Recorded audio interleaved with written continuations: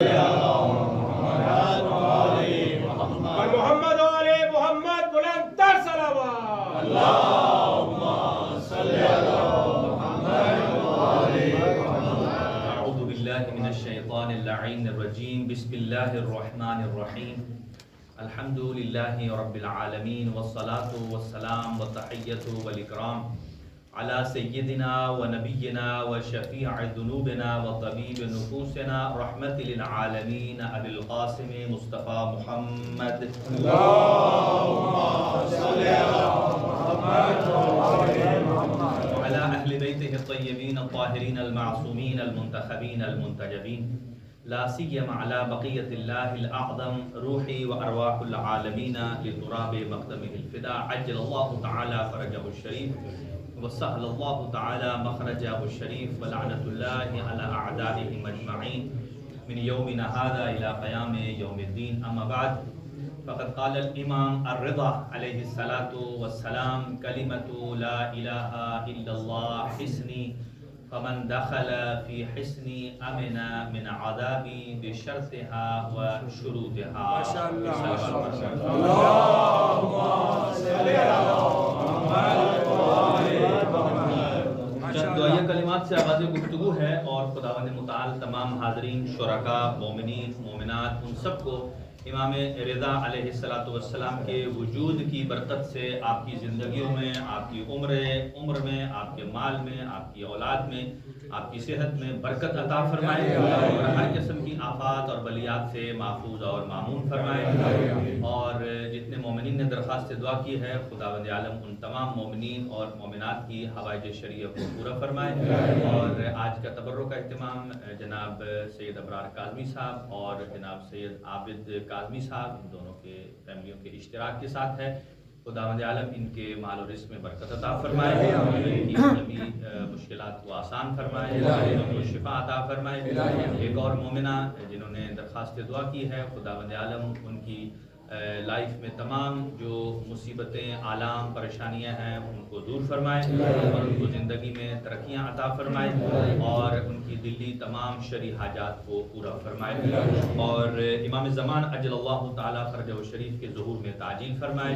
مریض مومنین کو شفاء کلی عطا فرمائے. ہمارے برادر ثاقب صاحب ہیں، برادر مہدی صاحب ہیں، اسی طرح شیخ محمد ضامن صاحب ہیں اور ایک اور مومنہ ہیں، اللہ تعالیٰ ان کو صحت اور تندرستی عطا فرمائے.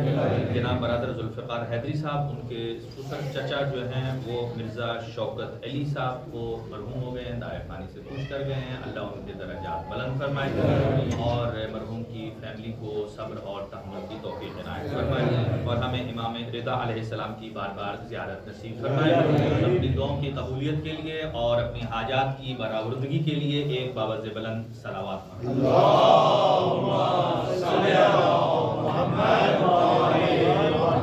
آپ کی خدمت میں کچھ معروضات تھے چونکہ وقت کے اعتبار سے گزارشات درج کریں گے آپ کی خدمت میں.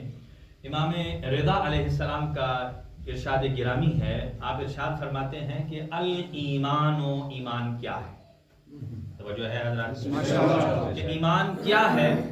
اور آج کی ہم گفتگو کو 3 حصوں میں تقسیم کریں گے، پھر تھوڑا تھوڑا اس کے مطابق عرض کریں گے. ایمان کیا ہے؟ آداء الفرائض و اجتناب المحارم، واجبات کو ادا کرنے کا نام ایمان ہے، حرام کاموں سے اپنے آپ کو بچانے کا نام بولیے ایمان ہے. یہ ایمان کی 2 سیڑھیاں بتائی ہیں امام نے. پھر اس کے بعد 3 درجے بتاتے ہیں کہ جو جس درجے پر ہے وہ اتنا اونچا، جیسا کہ آپ کی پہلے سٹیپ پر ہو، دوسرے پہ ہو، تیسرے پہ ہو. آپ ارشاد فرماتے ہیں کہ ایمان کیا ہے کہ معرفت بالقلب، اقرار باللسان وعمل بالارکان. فرمایا 3 زینے ہیں، 3 سٹیجز ہیں، 3 درجات ہیں. پہلا درجہ ہے معرفت بالقلب، اپنے دل سے امام کی معرفت حاصل. دوسرا صرف دل سے معرفت حاصل کر لینا کافی نہیں ہے بلکہ اقرار باللسان، زبانوں سے بھی علی علی کرنا واجب اور ایمان کے اظہار کا ذریعہ. نعرہ حیدری. کئی لوگ ہوتے ہیں وہ دل میں ڈال لیتے ہیں پھر دوسرے سٹیپ سے غافل ہیں. وہ کہتے ہیں نہیں ہم دھیمے دھیمے صحیح ہے بولو نہیں کسی کو تکلیف نہ ہو اگر نام علی سے تکلیف ہوتی ہے تو بلا سے ہو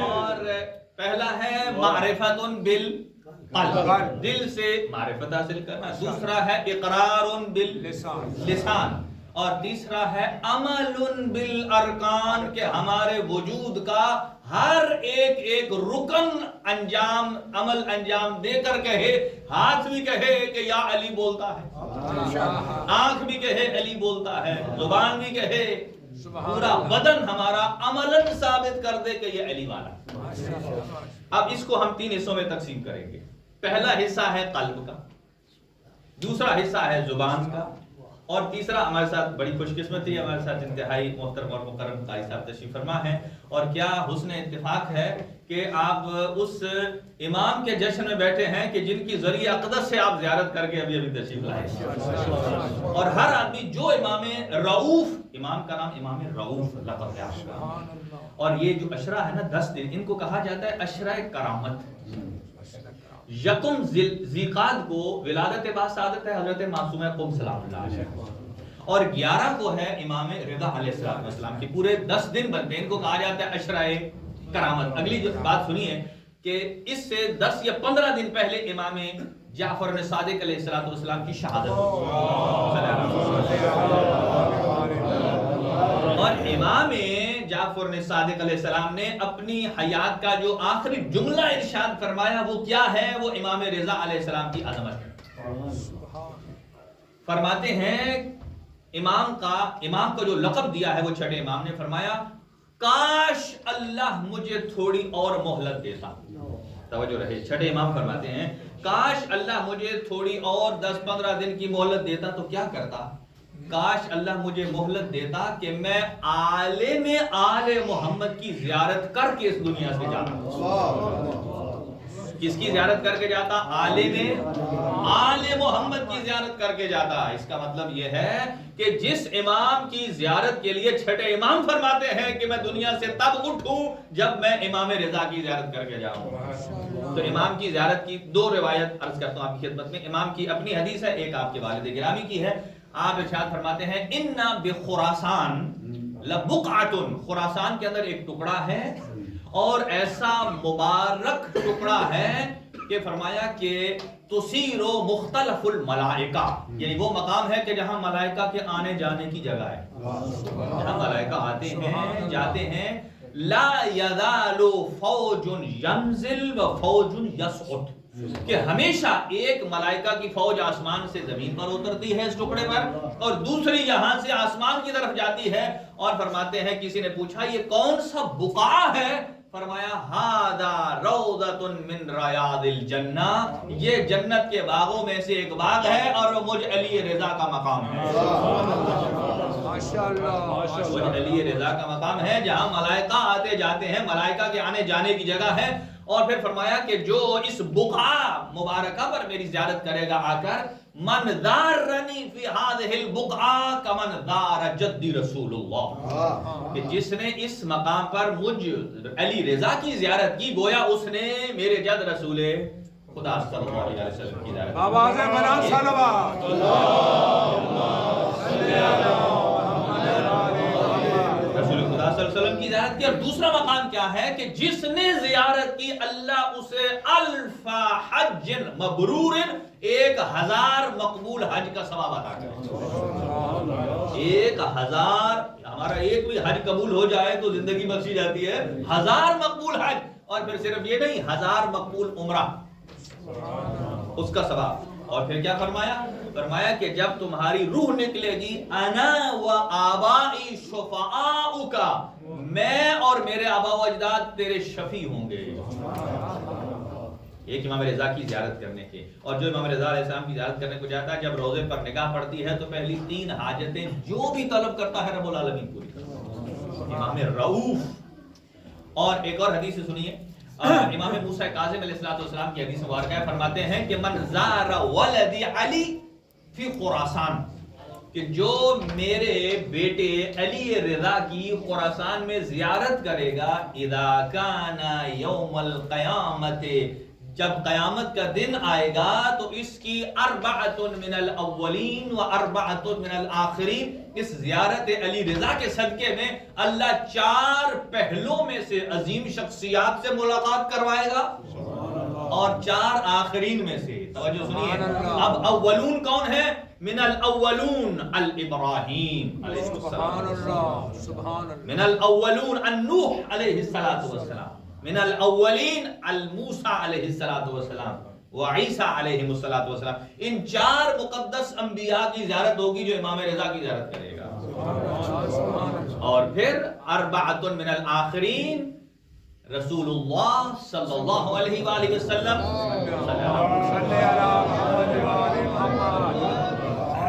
محمد وعلی والحسن والحسین. 4 آخرون کی زیارت نصیب ہوگی کہ جو امام رضا علیہ السلام کی صرف زیارت کرے گا. بس زیادہ باتیں چونکہ طولانی ہو جائے گا. سلسلۃ الذہب کی میں نے آپ کی خدمت میں تلاوت کی ہے.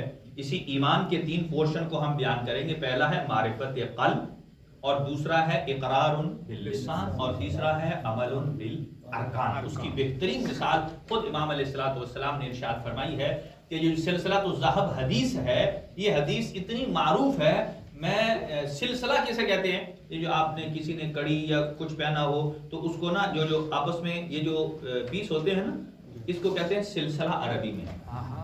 یہ جو کڑی کے جو یہ والی نہیں جو ساتھی، وہ جو جس میں چھوٹے چھوٹے وہ ہاں جی چین ٹائپ جو ہے نا، اس کے جتنے حصے بنے اسے کہتے ہیں سلسلہ. تو ذہب کہتے ہیں سونے کو. تو یہ حدیث وہ ہے کہ جو سلسلہ تو ذہب ہے، یعنی سونے کی کڑیوں والی. سونے کی کڑیوں. یہ سونے کی مثال بھی تب دی ہے وگرنہ ہیرا اس سے اونچا ہوتا ہے. لیکن عربوں میں مقول ہے کہ الانسان حریص علی ما منع، انسان اسی کی طرف جاتا ہے جس سے روکا جائے.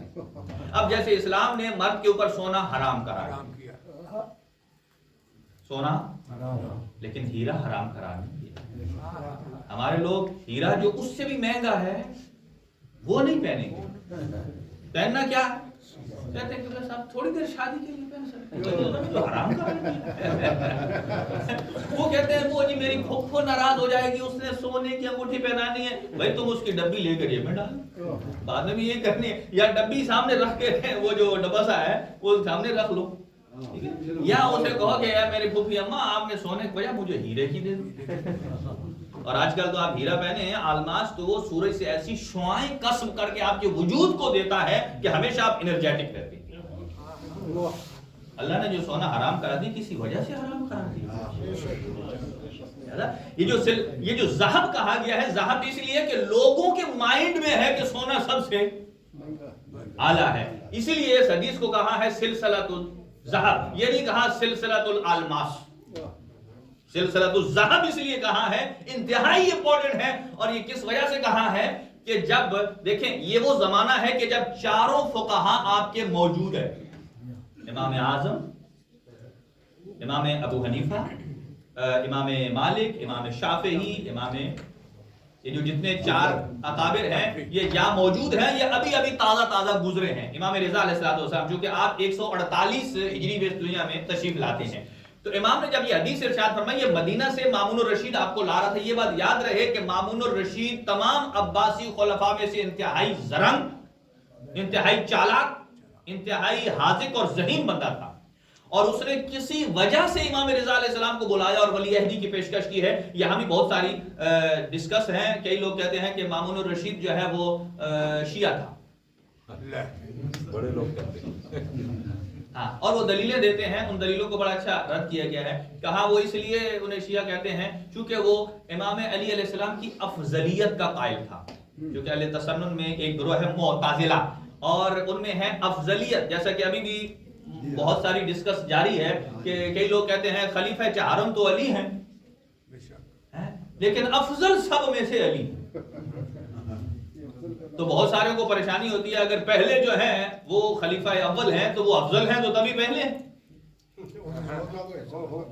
دوسرے ان سے کم افضل ہیں تبھی تو وہ، بلکہ ابھی انہوں نے کہے دوسرے کم افضل، وہ کہتے نہیں برابر ہیں. آپ برابر کہو، کہا لیکن علی کا مقام نہیں ہے. بھلا اچھا اگر آپ یہ کہتے ہیں کہ علی آخر میں خلیفہ بنے ہیں تو انہیں مفضول ہی ہونا چاہیے، افضل نہیں، افضل وہی ہوتا ہے جو پہلے آتا ہے، تو پھر آپ اس دلیل کو بعد میں رکھیں، پہلے اس طرف آئیں۔ انبیاء کتنے ہیں؟ انبیاء کتنے ہیں بولیے؟ 1,00,000۔ اگر یہی پیرامیٹر ہو تو حضرت آدم علیہ السلام کو سید الانبیاء ہونا چاہیے، لیکن حکمت پروردگار ہے جسے سب سے آخر میں بھیجا ہے وہی سید الانبیاء بھی ہے، وہ سید المرسلین بھی ہے۔ دلیل یہ ہے کہ آخر میں آنا مفضول ہونے کی نشانی نہیں ہے، بلکہ صفات کا حامل ہونا افضل ہونے کی علامت ہے۔ صفات کا حامل ہونا، تو لوگ کہتے ہیں کہ چونکہ یہ امام علیہ السلام، چونکہ خود مامون رشید نے امام رضا علیہ السلام سے پوچھا تھا، توجہ رہے، کہ آپ مانتے ہیں کہ آپ کے جد جو ہیں قسیم النار والجنہ ہے؟ کہاں جی قسیم النار والجنہ، نوجوانوں کو سمجھانے کے لیے کہ یعنی جنت اور جہنم کے تقسیم کرنے والے، یعنی گویا کہ مولا علی کے اختیار میں ہوگا، وہ جسے چاہیں جنت کی طرف بھیج دیں اور جسے چاہیں۔ اچھا کوئی کہتا ہے کہ مولا علی بڑے ظالم ہیں، پکڑ کے جہنم میں ڈال دیا۔ وہ کہا مولا علی پکڑ کر اس طرح نہیں ڈالیں گے، کہا اس کے پاس وہ چیزیں نہیں ہیں جو جنت میں لے جاتی ہیں، تو پھر کدھر جائے گا؟ جیسے آپ ڈاکومنٹ لے کر جائیں، آپ کو کہا جائے کہ مثلا یہیں پر آپ اٹومیم چلے جائیں، آپ کو کہا جائے کہ یہ ٹکٹ ہے آپ لے لیں، یا وہ کوئی فیک نکل آئے، آپ وہاں جائیں گے میرے پاس کاغذ ہے اندر جانے دیں، وہ کہیں گے نہیں جانے دیں گے۔ اس لیے اب یہ کوئی جنت تھوڑی ہے، خالی اٹومیم کے اندر آپ کو بغیر شرط کے نہیں جانے دیتے۔ اور یہ تو حدیث رسول اکرم صلی اللہ علیہ وسلم کی ہے، اور جسے بیان بھی خلیفہ اول نے کیا ہے، وہ کہتے ہیں ہم نے خود پاک پیغمبر کے زبان اطہر سے یہ سنا ہے کہ وہ کہتے ہیں کہ لا يدخل الجنہ، جنت میں کوئی بھی داخل نہیں ہوگا الا بجواز من علی، جب تک اس کے پاس علی ابن ابی طالب کی ولایت کا پاسپورٹ نہیں ہوگا، جب تک وہ داخل نہیں ہو پائے گا۔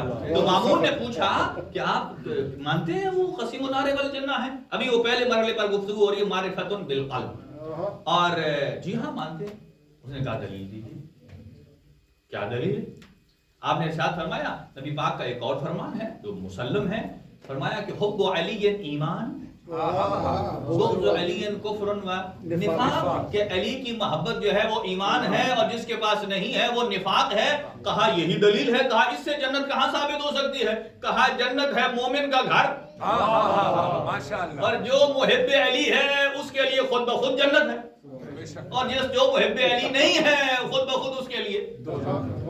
کسی شخص نے آ کر امام رضا سے کہا آپ نے بڑی اچھی، کئی لوگ ہوتے ہیں نا پروگرام کے بعد آ کے کہتے ہیں کیا بات ہے، جب اس نے کہا نا کیا بات ہے، امام نے فرمایا ابھی جو کیا بات ہے وہ تو میں نے کہی ہی نہیں، یہ تو میں نے مامون کے ذہن کے اعتبار سے بات کی ہے کہ اس نے کہا تو وہ کیا ہے، واہ واہ وہ والی بات جو تو نے کہی ہے، واہ کیا۔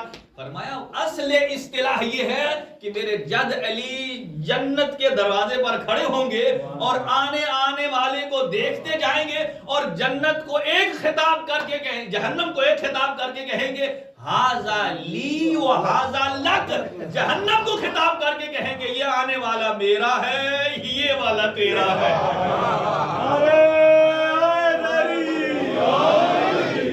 یہ میرا ہے، یہ تیرا ہے، اس کا مطلب کیا ہے؟ آپ لوگ جو بھی وہ جنہوں نے کرکٹ کھیلا ہوگا، ہم جو پہلے وہ لکیریں ڈالتے تھے، ٹاس کرتے تھے، یا ابھی بھی ہم اس دن بھی کھیلے یہاں، تو جب 8 10 15 20 بندے ہو جائے ہم کیا کرتے ہیں؟ چلو بھائی بھنڈارا کرو، ٹیمیں بناؤ، ایک کو ہیڈ بنا دیتے ہیں، دوسرا کہتا ہے ہاں یہ تیرا، یہ میرا، یہ تیرا، یہ میرا۔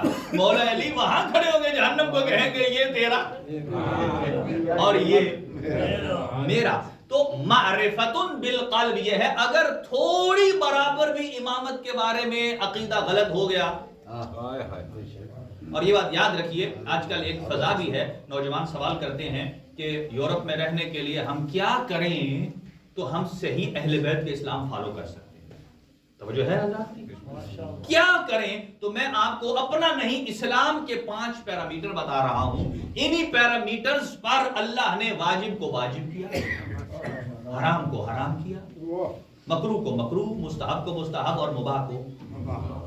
5 چیزوں کو سنبھال کے رکھیں، बस 5 चीजें, तवज्जो रहे अब मेरे साथ। जो जो इन 5 चीजों को ठेस पहुंचाए उसके करीब नहीं जाना। ये 5 आपके पास आलमास हैं। पहला अकीदा, सुनिएगा। दूसरा अक्ल, तीसरी जान, चौथी आबरू, लास्ट वन माल।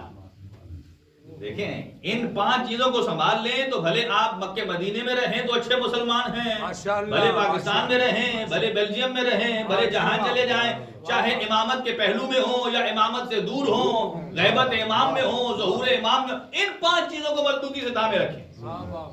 पहली चीज अकीदा, कोई कंप्रोमाइज नहीं। जो चीज अकीदे को खराब करे वो हराम है। आप कहेंगे कि ये आपने कहां से निकाल लाया? अभी अर्ज करता हूं आपकी खिदमत में, तौहीद का इकरार वाजिब है। तौहीद का इकरार वाजिब है। ये कोई कहे कि नहीं ये तो मुसलमान पर वाजिब होता है, गैर मुस्लिम पर नहीं। तो अल्लाह ने हर एक को अक्ल दी है। ये अक्ल ही बताती है कि कौन इस खालिक कायनात का मालिक है, खालिक है। वो मानते जरूर हैं लेकिन कहते नहीं है। और जो जैसे ही कन्वर्ट हो जाते हैं, एक दो तो अभी नासा पर गए हैं ऊपर, तो वो वहां से इस्लाम ले आए। किसी ने कहा भाई इस्लाम तो मक्का मदीने में आया है, तो नासा पे ये चांद पर गए, ऊपर स्पेस से कहां इस्लाम ले आए हैं? कहा इस्लाम की किताबें तो यहां पड़ी थी, लेकिन जिससे इस्लाम समझा जाता है वो अक्ल इनके पास थी और शऊर वहां से मिला। हम यूज नहीं करते ना यहाँ हम अपने मामलात में घिरे फिरे हैं। सुबह शाम हम स्क्रॉल डाउन कर कर कर करके मुख्तलिफ किस्म के आलूदा ख्यालात लेकर शाम को हम जनाब मुशव्विश होकर बिस्तर पर लेट जाते हैं। फिर हम कहते हैं रात को ख्वाब बड़ी डरावनी आई। पहले होता था कि लोग एक दूसरे से डरावनी बातें करते थे तो ख्वाब में आ जाती थी। अभी जो आप स्क्रॉल डाउन कर रहे हैं, किसी आदमी ने मसलन चैनल बनाया हुआ है, वो खामखा एक हवा, कुछ जिन, कुछ भूत जैसी आवाजें वो आप सुनते रहते हैं, और जब सोएंगे तो वही नहीं आएगा तो क्या आएगा? तौहीद का इकरार वाजिब है। तौहीद का इकरार वाजिब है। और जो इस वाजिब को नुकसान पहुंचाए अल्लाह ने कुरान में हराम करार दिया। उसे कौन सी चीज नुकसान पहुंचाती है? पहला है शिर्क, दूसरा है इल्हाद, मुल्हिद, मुशरिक, निफाक। ये तमाम चीजें अल्लाह ने क्यों हराम? अल्लाह ने प्रमोट किया है कि थोड़े से मुनाफिकत कर लो। कुरान में अल्लाह ने पूरी की पूरी सूरत मुनाफिकून दे दी है। कोई कहता है, देखे ना आजकल तो बहुत आसान है, लोग इस तरह के जो नबी के लश्कर से भाग गए, आप उन्हें मुनाफिक न कहो, ये कहो वो तशरीफ ले गए। तशरीफ ले गए, ये पोलाइट है। तो इसका मतलब ये है कि अल्लाह ताला ने सूरह मुनाफिकून का नाम क्या चेंज करेंगे कि सूरह तशरीफ ले गए? आप इसका नाम क्या रखेंगे कि सूरह अयाज़ु बिल्लाह। देखें, सूरतों के जितने नाम होते हैं, सूरतों के जितने नाम, उनकी एक वजह तस्मिया होती है। वजह तस्मिया का मतलब क्या है कि किसी वजह से नाम रखा गया। या सूरत का पहला लफ्ज ऐसा है, या सूरत का इक्तिबास ऐसा है, या सूरत के अंदर का जो लुब्बे लुबाब है वो ऐसा है। ठीक है, इसके लिए तो सूरह जो चीज तौहीद के अकीदे को ठेस पहुंचाती है। अच्छा, ये भी अर्ज कर दूं कि उसूल दीन कितने हैं? इन 5 की तरतीब क्या है? तौहीद, अदल, नबूवत, इमामत।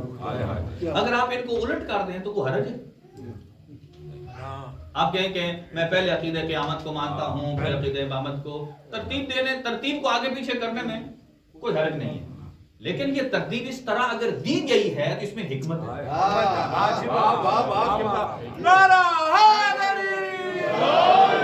और ये देखिए, अकीदे तो वही है, अकीदे तो वही है। आप कहेंगे इस तरतीब, ये तरतीब जिसने दी है उसका नाम है इमाम रऊफ, इमाम रिजा अलैहिस्सलाम ने तरतीब देकर बताया। पहले भी चल रहा था, इमाम ने फरमाया पहले कायनात का मालिक खुदा, अकीदा तौहीद। दूसरा है अदालत खुदा, उसने अदालत की बिना पर अंबिया को भी भेजा, सुभान अल्लाह। और अंबिया के बाद निजाम खाली नहीं छोड़ा, उसके बाद इमाम को भेजा। और इमामत तब तक रहेगी कि जब तक कयामत, बल्कि यूं कहूं कि कयामत आएगी तब जब इमामत न रहेगी। تو پہلی چیز جو عقیدے کو ڈیمیج کرتی ہے وہ حرام ہے. شرک حرام ہے, منافقت حرام ہے, کفر حرام. یہ پہلی چیز ہو گئی, نوجوان پکڑ لیں عقیدہ مضبوط. اور دوسری چیز ہے عقل. اب یہ کوئی نہیں کہہ سکتا کہ عقل صرف شیعوں کے پاس, یہ مسلمانوں کے پاس, غیر مسلم کے پاس بھی عقل ہے. عقل کو بچانا واجب ہے. کیوں؟ اس لیے سنیے گا کہ رفع ما لا, ایک قاعدہ ہے رفع ما لا یعلمون, کہ جو آدمی دیوانہ ہو جاتا ہے, دیوانے سے اللہ نہیں پوچھے گا تو نے نماز کیوں نہیں پڑھی, روزہ کیوں نہیں رکھا. کیوں؟ اس لیے کہ وہ جس بنا پر انسان سے حساب اور کتاب ہونا ہے وہ شیء عقل نہیں ہے. لہذا اس کے لیے کیا ہے, عقل کو محفوظ رکھ. تو جو چیز تو انسان کے اسلام کی بنیاد, آپ کہیں کوئی بندہ دیوانہ ہو, اسے کہیں تیرا اصول دین ہمیں قبول نہیں ہے, فروع دین ٹھیک ہے. وہ دیکھیں نا, کئی بندے ان کا عقل ٹھیک نہیں ہوتا لیکن وہ کام صحیح کر رہے ہوتے ہیں. مثلا ایک آدمی ہے دیوانہ, ہو سکتا ہے وہ مسلسل نماز میں آ کر بیٹھا رہے, نماز پڑھتا رہے, اوپر نیچے ہوتا رہے, یا علم کے پاس کھڑا رہے, ہے دیوانہ. آپ کیا کہیں گے, اس کا عمل قبول ہے؟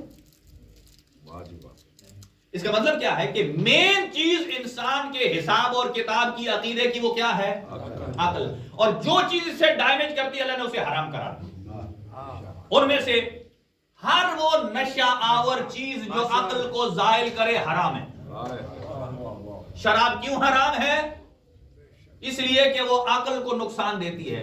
تو اللہ نے ہر وہ چیز جو عقل کو نقصان دیتی ہے اسے حرام قرار دی. اگر آج کا نوجوان ہر اس چیز کو جو عقل کو نقصان دیتی ہے اسے اوائڈ کرے گا تو کیا بچے گا, عقل سالم رہے گی.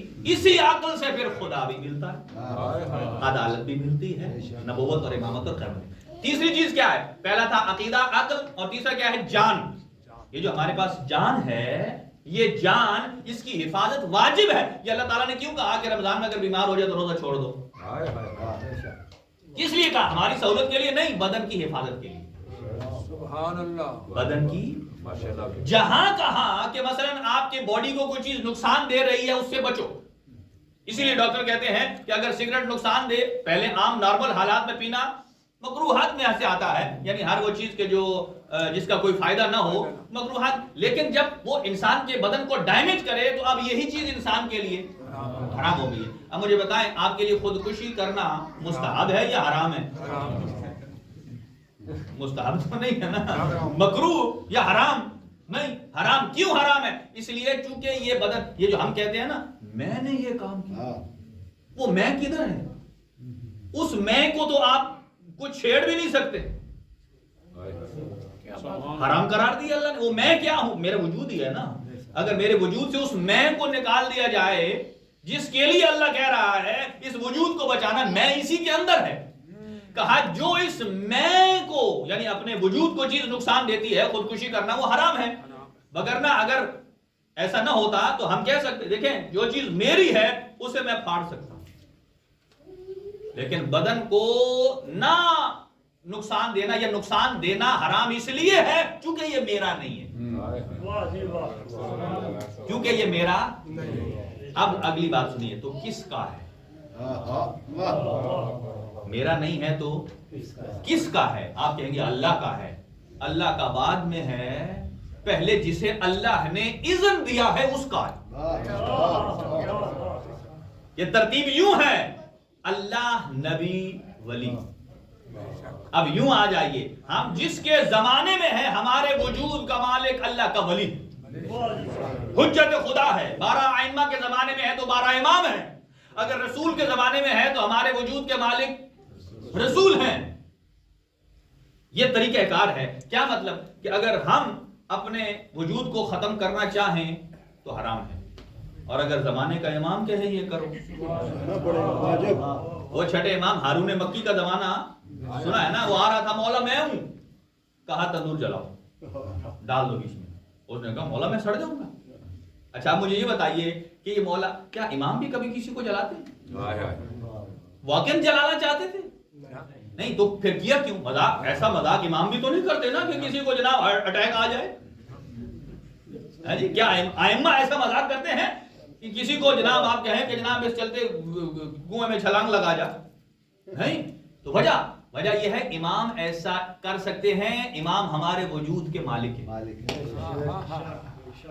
ہمارے وجود کے مالک ہیں۔ تو چلے زیادہ اس پر تفصیل نہیں جاتا۔ پہلا عقیدہ، دوسرا عقل، اور تیسرا جان، چوتھا ہے مال، آخر میں آبرو آ جاتے ہیں۔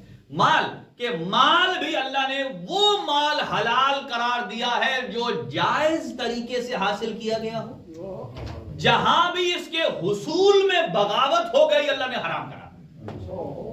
اگر کسی کا چوری کر لیا حرام، ڈاکہ مار لیا حرام، کسی کا لوٹ لیا حرام، کسی کا غبن کر لیا حرام، اور کسی کا کارڈ چوری کر کے پن کوڈ چوری کر لیا، پیسے نکال لیے تو حلال ہے حرام ہے۔ کیوں؟ چونکہ جہاں بھی یہ ذریعہ ناجائز ہو تو اللہ چاہتا ہے مال پاکیزہ رہے جس سے قوم و ملت پلے۔ اور اب آخری آ جاتا ہے آبرو۔ آبرو کیا ہوتی ہے؟ عزت اور آبرو۔ اللہ نے آبرو کی حفاظت کے لیے زنا کو حرام قرار دیا۔ آبرو کی حفاظت کے لیے زنا کو، اگر یہاں یورپ میں رہنے والا بچہ ایک جوان ان 5 چیزوں پر قابو پا لے، اپنا عقیدہ صحیح کر لے، جو چیز عقیدے کو ڈیمیج کرتی ہے اسے چھوڑ دے۔ دوسرا ہے اپنی عقل کی محافظت، جو اپنی عقل کو محفوظ کر لے، جو اسے ڈیمیج کرتی ہے اسے بچے۔ اپنی جان کی حفاظت کرے، اپنے مال کی حفاظت کرے، اپنی آبرو کی حفاظت کرے۔ تو چھٹے امام فرماتے ہیں ایسا ہی بندہ جب بھی کہیں اللہ سے دعا مانگنے لگے گا تو جس لفظ سے خدا کو پکارے گا وہی لفظ اسم اعظم بن جائے گا۔ وہی لفظ کیا بن جائے گا؟ اسم اعظم بن جائے گا۔ اب آ جائیے، امام نے ارشاد فرمایا امام کی زندگی کے اہم پہلو ہیں۔ ایک تو یہ ہے امام کے مناظرات، امام نے علمی مناظرات کیے ہیں، اور اس کے ساتھ ساتھ معجزات ہیں، پھر اپنے شاگردوں کی تربیت ہے۔ میرے خیال وقت تمام ہے، میں صرف ہیڈنگ دے کر تمام کرتا ہوں کہ امام کا ایک معجزہ ہے کہ جو مامون الرشید نے 202 ہجری میں انعقاد کروایا کہ 200 باقی علماء تھے اور ان کے اوپر 2 بندے تھے، ایک مامون الرشید اور ایک امام رضا علیہ السلام، کہ 202 ہجری تھی اور بندے بھی 202 بلائے۔ اس نے سارے علماء کو بنایا، زرتشتی ہیں، ستارہ پرست ہیں، آتش پرست ہیں، صائبین ہیں، مجوسی ہیں، تورات والے ہیں، زبور والے ہیں، لیکن امام علی رضا علیہ السلام نے ہر ایک کو اس کی اپنی کتاب سے جواب دے کر مطمئن کیا۔ سبحان اللہ، آواز بلند سلام۔ چلے تینوں ایک تورات کا ایک جملہ سنا کر اسی پر اختتام کرتے ہیں کہ کسی شخص نے امام سے کہا، اس نے آ کر کہ تورات والا تھا یہودی، امام نے اس سے پوچھا کہ تو حضرت موسیٰ تک تو پیچھے سارے نبیوں کو مانتا ہے، بعد میں کیوں نہیں؟ کہا اس لیے کہ جیسے معجزات موسیٰ نبی نے دکھائے نا ویسے نہیں دکھائے۔ کہا ان کے بعد والوں نے تو اس سے اونچے دکھائے، حضرت عیسیٰ نے مردے زندہ کیے، نبی پاک نے تو وہ دکھائے ہیں کہ جو چاند کا 2 ٹکڑے ہو جانا، سورج کا پلٹنا گزشتہ کے پاس نہیں۔ وہ کہتا نہیں، وہ چونکہ معتبر کتابوں میں تھے اسی لیے ہم مان لیتے۔ فرماتے ہیں اگر میں تمہاری ہی معتبر کتابوں سے نکال کے دوں کہ موسیٰ بھی اللہ کے نبی ہیں، عیسیٰ بھی اللہ کے نبی ہیں، محمد مصطفیٰ بھی اللہ کے نبی ہیں، تو امام نے اسے کہا نکال تورات۔ جیسے آج کل ہمارے ہاں ہمارے قرآن ہے نا، کئی کم سن قاری ہیں پورے قرآن کو یاد کر، وہ لوگ ان کے کہتے ہیں کہ آپ قرآن کو درمیان سے کہیں سے بھی کھولیں، ٹھیک ہے؟ تو وہ بچہ بتاتا ہے کہ آپ کون سے پیج پر ہیں، کون سی سورت پر ہیں، کون سی آیت پر ہیں، دائیں طرف کون سی ہے، بائیں طرف کون سی ہے۔ امام نے اسے کہا تو کھول تورات، کہا کدھر؟ کہا تو درمیان میں سے کھول۔ جب کھولی اس نے تو امام نے اس سے پوچھا کہ تو بتا کہ تورات کا خالی حافظ ہے یا صحیح ناظرہ ہی صرف پڑھنا جانتا ہے، آتی بھی ہے یا خالی اوپر ناظرہ پڑھتا ہے؟ کہتا ہے میں ناظرہ پڑھتا ہوں۔ اس نے جلدی سے کھولا، امام نے اسے فرمایا کہ یہ فلاں سفر ہے، جیسے ہماری سورت ہوتی ہے اس وقت یہ سفر، فلاں سفر ہے اور یہ فلاں سورت ہے۔ کہا میں رائٹ طرف کا سارا پیج پڑھتا ہوں۔ جب امام نے پڑھا عبرانی زبان میں پھر اسے کہا کہ تو اسی صاحب تورات کی قسم اٹھا کے مجھے بتا میں نے صحیح پڑھا ہے یا غلط پڑھا ہے؟ ماشاءاللہ صاحب تورات کی قسم اٹھا کے بتا یہ میں نے صحیح پڑھا ہے یا غلط پڑھا ہے؟ وہ کہتا ہے مجھے صاحب تورات کی قسم آپ نے تو ایسے صحیح پڑھا ہے جیسا میں بھی نہیں پڑھ سکتا۔ پھر کہتا ہے کہ آپ کو یہ آتا کیسے ہے؟ آپ نے فرمایا کہ دیکھو ہم ہیں روئے زمین پر حجت اور اس محجوج میں تم بھی شامل ہو، تو جو امام اپنے محجوج کی زبان کو نہ سمجھ سکے تو وہ ان کے لیے حجت بن ہی نہیں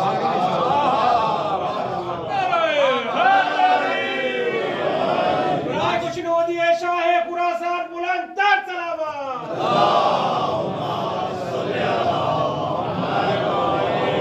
انشاءاللہ بعد میں کئی وقت ملا تو عرض کریں گے کہ امام نے وہ آیات بھی پڑھ کے سنائی ہیں جو ابھی بھی بائبل تورات میں موجود ہے۔ اللہ تعالیٰ کی ذات ہم سب کو امام رضا امام رؤوف علیہ السلام کی عزت اور عظمت کے صدقے ہماری زندگی میں برکت نصیب فرمائے، مشکلات کو دور فرمائے۔ ایک دوست رضا صاحب کے مریض ہیں، اللہ تعالیٰ ان کو شفا عطا فرمائے۔ مہدی صاحب ہیں، رامن صاحب ہیں، اسی طریقے سے ایک اور دو مومنین ہیں، اللہ ان کو صحت اور تندرستی عطا فرمائے، اور پروردگار حاضرین کے گھروں پر اپنی رحمتیں اور برکتیں نازل فرمائے، ہمیں بار بار معصوم قم کی اور مشہد مقدس کی زیارت نصیب فرمائے، اور اسی کے صدقے سے مال و رزق میں برکت عنایت فرمائے، ہمیں اپنے دین کو، اپنی جان مال عقائد عزت آبرو کو محفوظ رکھنے کی توفیق عطا فرمائے۔ امام زمان اجل اللہ تعالیٰ فرج و شریف کے ظہور میں تعجیل فرما۔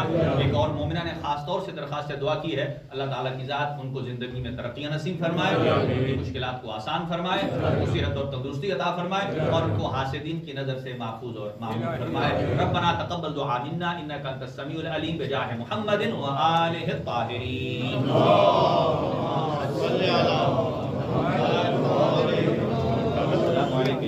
السلام علی محمد وعلی و فاطمہ والحسن والحسین وعلی ابن الحسین زین العابدین و محمد